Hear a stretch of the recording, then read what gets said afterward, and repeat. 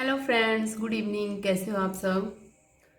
Friends, आज जो है ये इंडियन इकोनॉमी के रिलेटेड क्वेश्चन लेके आई हूँ। मींस जीके का टॉपिक नहीं पकड़ रहे हैं आज हम इंडियन जीके के क्वेश्चन पकड़ रहे हैं, क्योंकि आपने देखा होगा बहुत सारे जितने भी एग्ज़ाम होते हैं जीके में, सॉरी एचपी के, तो उसमें जीके के साथ साथ जो हमारी इंडिया की जीके हैं, चाहे वो इकोनॉमी है, जियोग्राफी है, उससे रिलेटेड भी बहुत सारे क्वेश्चन पूछे जाते हैं, चाहे वो टेट हो, चाहे वो कमीशन हो, या फिर कोई भी एग्ज़ाम हो। तो आज हम वही क्वेश्चन पकड़े हैं। और ये जो है ये 2020 का अभी जो एग्ज़ाम हुआ है, क्लर्क का हुआ है अभी 3-4 दिन पहले, तो उसमें ये क्वेश्चन पूछे गए हैं। बहुत इंपॉर्टेंट क्वेश्चन लगे मुझे, तो मैं ये वीडियो लेके आई हूँ। तो स्टार्ट करते हैं आज की वीडियो। और अगर फ्रेंड्स आपको वीडियो पसंद आती हैं तो उसे अपने फ्रेंड्स के साथ शेयर करना बिल्कुल भी ना भूलें। और अगर अभी तक चैनल सब्सक्राइब नहीं किया है तो कर लें। आपको मेरे चैनल पे एचपीजी के current affair, pedagogy, previous solve question paper सब कुछ अवेलेबल है। अगर नहीं पसंद आती वीडियो तो कोई जबरदस्ती की बात नहीं है कि आपको सब्सक्राइब करना है, बट अगर पसंद आती है, अगर आपको लगता है कि चैनल पे मटेरियल पड़ा है और आपके फ्रेंड्स की हेल्प हो सकती है या आपके किसी अपने की हेल्प हो सकती है, तो जरूर शेयर करें। तो स्टार्ट करते हैं आज की वीडियो। फर्स्ट क्वेश्चन है, central statistical organisation was constituted in which year? केंद्रीय सांख्यिकी संगठन किस वर्ष गठित हुआ? तो ये हुआ है 1951 को। और अगर पूछ लेते हैं कि इसका जो है कई बार शॉर्ट फॉर्म भी लिखी होती है, CSO भी लिखा होता है, तो शॉर्ट फॉर्म भी फुल फॉर्म पूछ सकते हैं, सेंट्रल स्टैटिस्टिकल ऑर्गेनाइजेशन। और हेडक्वार्टर भी पूछ सकते हैं, तो इसका हेडक्वार्टर है न्यू दिल्ली में। Now next question, electricity supply falls in which sector of Indian economy? विद्युत आपूर्ति भारतीय अर्थव्यवस्था के किस क्षेत्र में आती है? तो ये एक ऐसा क्वेश्चन है जो अलग अलग तरीके से पूछा जाता है। कभी हमसे ये पूछ लिया जाता है कि प्राइमरी सेक्टर में कौन कौन से आते हैं, सेकेंडरी में कौन कौन से आते हैं, या फिर अब जैसे पूछ लिया कि इलेक्ट्रिसिटी सप्लाई किस में आती है, या फिर थर्ड क्वेश्चन भी इसी से रिलेटेड है। तो इसमें पूछा कि इलेक्ट्रिसिटी सप्लाई जो है ये भारतीय अर्थव्यवस्था के क्षेत्र में आती है। तो हमारे पास जो मेन है भारतीय अर्थव्यवस्था के क्षेत्र, वो 3 है। एक है प्राइमरी, सेकेंडरी और टर्शियरी। जो प्राइमरी सेक्टर है उसमें हमारे पास जो हमारी खेती बाड़ी है, जैसे फार्मिंग हो गया, माइनिंग हो गया, फिशिंग हो गया, तो वो सारे के सारे जो है हमारे एग्रीकल्चर से रिलेटेड है, वो हमारे प्राइमरी सेक्टर में आता है। तो सेकेंडरी में जो आता है वो आता है जैसे इलेक्ट्रिसिटी हो गया, वाटर सप्लाई हो गया, गैस सप्लाई हो गया, कंस्ट्रक्शन सेक्टर हो गया, ये जितने भी हैं ये सारे के सारे हमारे सेकेंडरी सेक्टर में आते हैं। अब इससे रिलेटेड थर्ड क्वेश्चन भी है। अब थर्ड क्वेश्चन देखो, which sector of Indian economy contribute largest to the gross national product? Gross national product. तो भारतीय अर्थव्यवस्था का कौन सा क्षेत्र सकल राष्ट्रीय उत्पाद में सर्वाधिक योगदान देता है? तो ये है हमारा टर्शरी सेक्टर। तो टर्शरी सेक्टर जितने भी कंट्रीब्यूशन है, जो भी हमारी अर्थव्यवस्था है, जो भी हमारी इकोनॉमी है, उसमें जो है सबसे ज्यादा योगदान है वो टैक्स के थ्रू आपको पता है जाता है। तो वो कौन से सेक्टर आते हैं टर्शरी में? तो टर्शरी में सबसे ज्यादा सेक्टर आते हैं, टूरिज्म आता है, हॉस्पिटल्स के अंडर है, रियल एस्टेट, स्कूल हो गया, कोई इंस्टीट्यूशन है, फार्मेसी हो गई, IT का जितना काम है, रेस्टोरेंट हो गया, बैंकिंग हो गया, एंटरटेनमेंट हो गया। तो आपको पता है जितने भी हैं ये सारे, जब टैक्स भरा जाता है तभी हमारी इकोनॉमी आपको पता है स्ट्रांग होती है। तो ये टर्शरी सेक्टर जो है सबसे ज्यादा हमारे पास कंट्रीब्यूट करता है हमारे इकोनॉमी में। नेक्स्ट है, नीति आयोग रेफर्स टू? तो ये है National Institute for Transforming India. Next question, fifth question है, removal of poverty was one of the objective of which 5-year plan? गरीबी उन्मूलन किस पंचवर्षीय योजना का एक उद्देश्य था? तो ये थी 5वीं पंचवर्षीय योजना। तो फ्रेंड्स, जितनी भी योजनाएं हैं 5th, 6th, 7th, 8th, 9th, 10th, 11th, वो सारी की सारी जो है मैंने अलग से वीडियो डाल रखी है। तो उसमें मैंने सब कुछ बताया होगा कि फर्स्ट का क्या मोटिव था, सेकंड का, थर्ड का, और कौन से मॉडल पे आधारित है। तो वो आप वीडियो जो है देख सकते हैं, मेरे चैनल पे अवेलेबल हैं। और हमेशा 5-year प्लान से जो है हमेशा कुछ ना कुछ क्वेश्चन पूछे जाते हैं।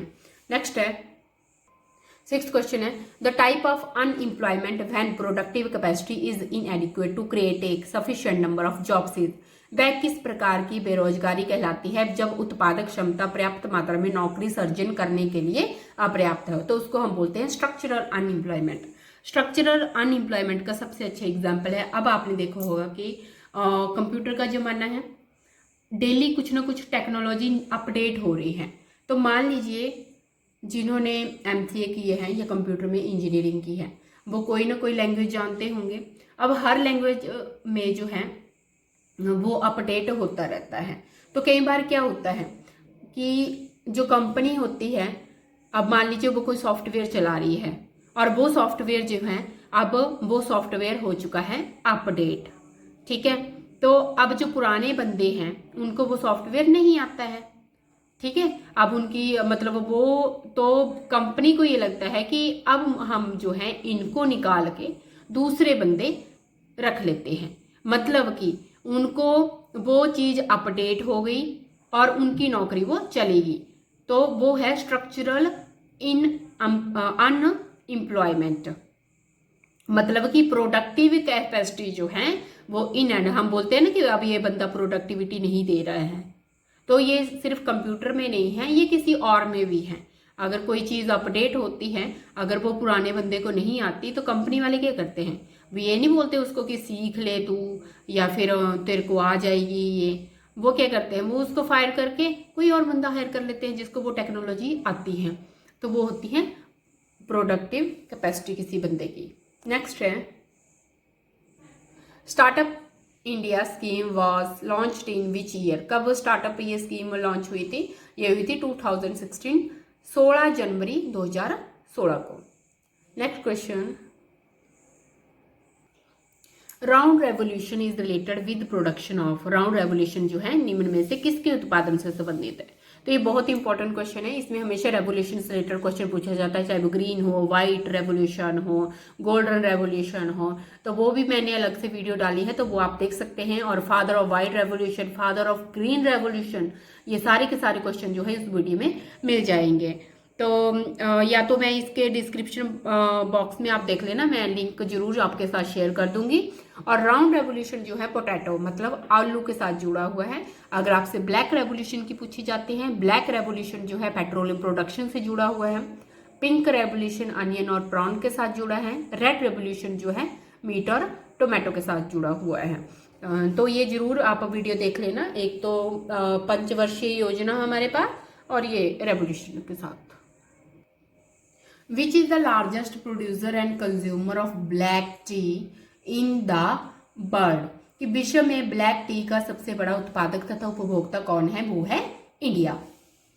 Next question which industrial policy resolution is called the economic constitution of India.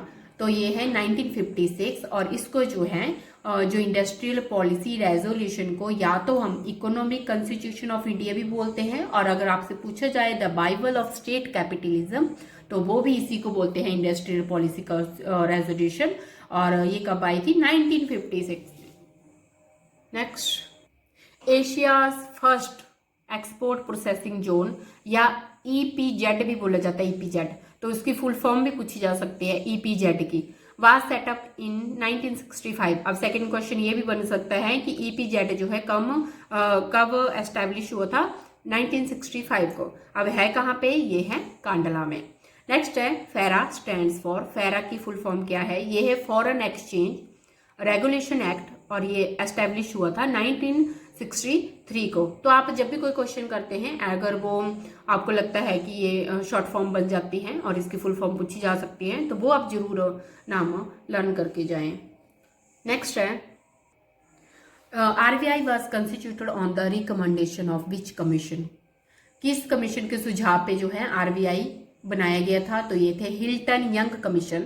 अब बहुत सारे क्वेश्चन आपने देखे होंगे, हमेशा पूछा जाता है कि RBI कब एस्टेब्लिश हुआ था, तो हमें सबको पता है 1 अप्रैल 1935 को ये एस्टेब्लिश हुई थी, इसकी स्थापना हुई थी। बट ये क्वेश्चन जो है मैक्सिमम टाइम नहीं पूछा जाता है, तो ये आपने अब ध्यान में रखना है और लर्न भी कर लीजिए। हिल्टन यंग कमीशन के सुझाव पे जो है RBI की स्थापना की गई थी। 14th क्वेश्चन है, the rate at which RBI gives finance to commercial banks is called.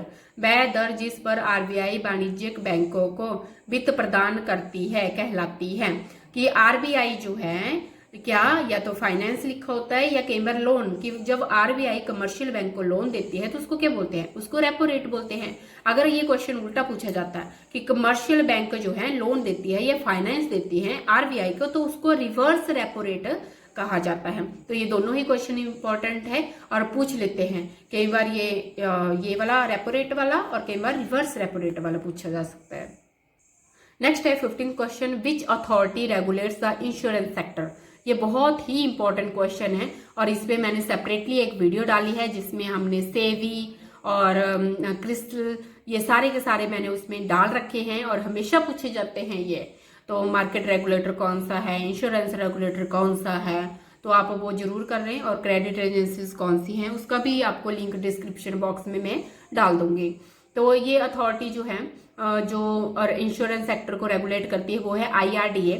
अगर किसी बच्चे को IRDA की फुल फॉर्म भी पता होगी तब भी वो सॉल्व कर लेगा। तो IRDA की फॉर्म ही यही है, insurance regulatory and development authority of India. तो ये सेक्टर जो है इंश्योरेंस सेक्टर को रेगुलेट करता है ये अथॉरिटी। नेक्स्ट है 16th question, which is also called paper gold. Paper gold किसे कहा जाता है? तो ये कहा जाता है स्पेशल ड्राइंग राइट्स को। और ये किससे रिलेटेड है? IMF से, इंटरनेशनल मॉनेटरी फंड से। तो एक क्वेश्चन तो ये पूछ लिया इस वजह से इन्होंने पूछ लिया पेपर गोल्ड किसे कहा जाता है। अब ये क्वेश्चन लास्ट टाइम पूछा गया था कि स्पेशल ड्राइंग राइट्स जो है किस इससे जुड़ी है, जैसे IMF लिख दिया, वर्ल्ड बैंक लिख दिया, तो वो IMF के साथ जुड़ी है। और एक क्वेश्चन पूछा गया था कि SDR की फुल फॉर्म क्या है, तो वो है स्पेशल ड्राइंग राइट्स। तो इसी में से 3 क्वेश्चन बन गए आपके। तो फ्रेंड्स ये थी आज की वीडियो, आई होप वीडियो पसंद आई होगी। तो इसी तरह चैनल को प्यार दीजिए और सपोर्ट करते रहें और आपको जो है वीडियो जो मिलती रहेंगी। अब आपने मुझे ये भी बताना है कि आपको HPGK या फिर पेडागोजी में किसी टॉपिक में प्रॉब्लम आ रही है तो आप वो मुझे बता के भेजिए कमेंट बॉक्स में, फिर मैं उस पर वीडियो जरूर बनाऊंगी। So thank you so much friends and good night.